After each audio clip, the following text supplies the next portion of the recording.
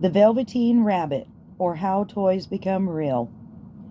Here was once a velveteen rabbit, and in the beginning he was really splendid.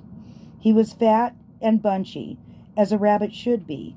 His coat was spotted brown and white, and he had real thread whiskers, and his ears were lined with pink sateen. On Christmas morning, when he sat wedged in the top of the boy's stocking, with a sprig of holly between his paws, the effect was charming. There were other things in the stocking, nuts and oranges, and a toy engine, and chocolate almonds, and a clockwork mouse, but the rabbit was quite the best of all. For at least 2 hours the boy loved him, and then aunts and uncles came to dinner, and there was a great rustling of tissue paper, and unwrapping of parcels, and in the excitement of looking at all of the new presents, the Velveteen Rabbit was forgotten. For a long time he lived in the toy cupboard or on the nursery floor, and no one thought very much about him. He was naturally shy, and being only made of velveteen, some of the more expensive toys quite snubbed him. The mechanical toys were very superior and looked down upon everyone else. They were full of modern ideas and pretended they were real. The model boat, who had lived through 2 seasons and lost most of his paint, caught the tone from them and never missed an opportunity of referring to his rigging in technical terms. The rabbit could not claim to be a model of anything, for he did not know that real rabbits existed.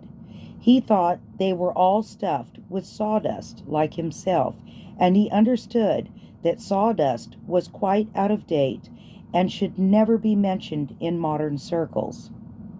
Even Timothy, the jointed wooden lion, who was made by the disabled soldiers and should have had broader views, put on airs and pretended he was connected with government.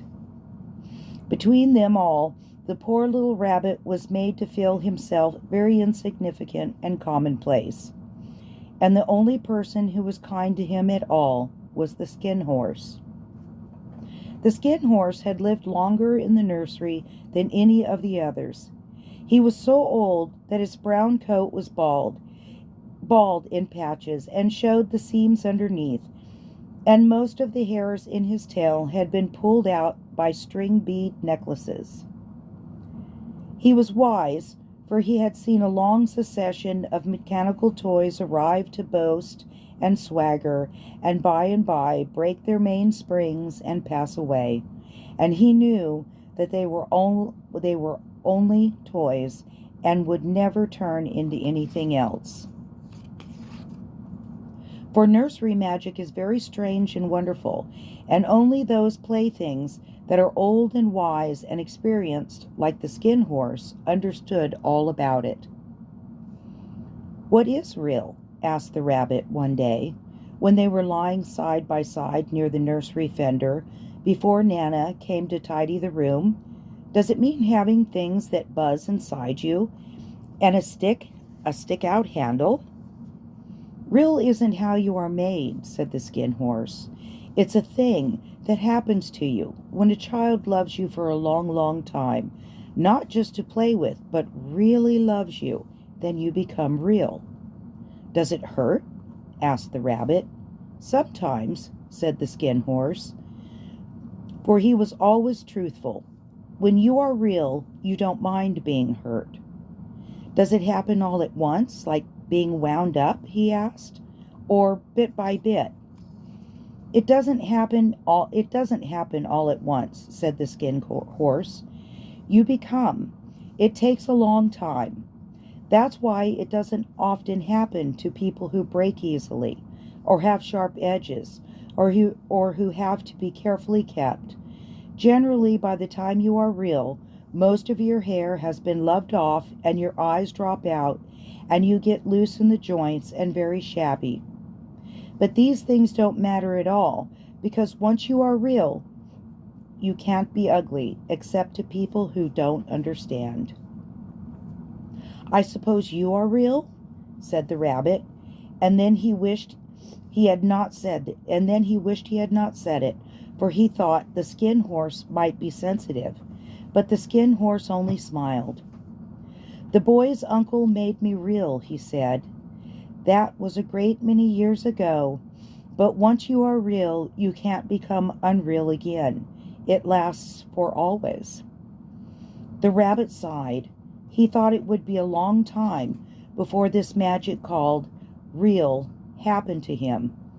He longed to become real, to know what it felt like, and yet the idea of growing shabby and losing his eyes and whiskers was rather sad.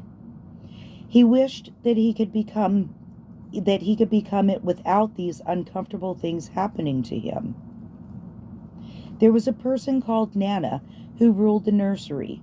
Sometimes she took no notice of the playthings lying about, and sometimes, for no reason whatsoever, she went swooping about like a great wind and hustled them away in cupboards. She called this tidying up, and the playthings all hated it, especially the tin ones.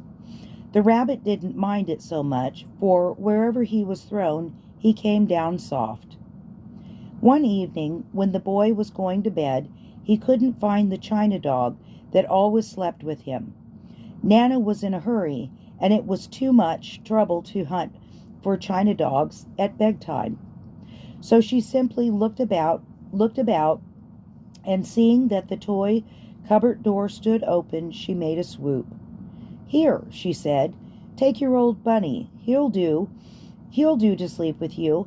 And she dragged the bunny out by one ear and put him into the boy's arms.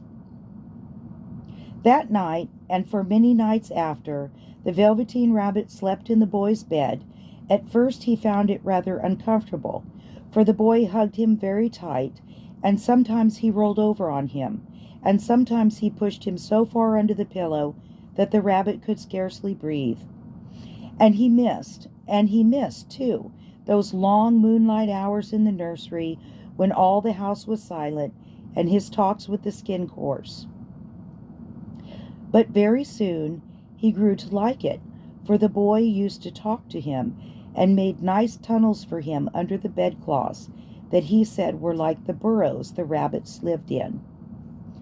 rabbits lived in, and they had splendid games together in whispers when Nana had gone away to her supper and left the nightlight burning on the mantelpiece.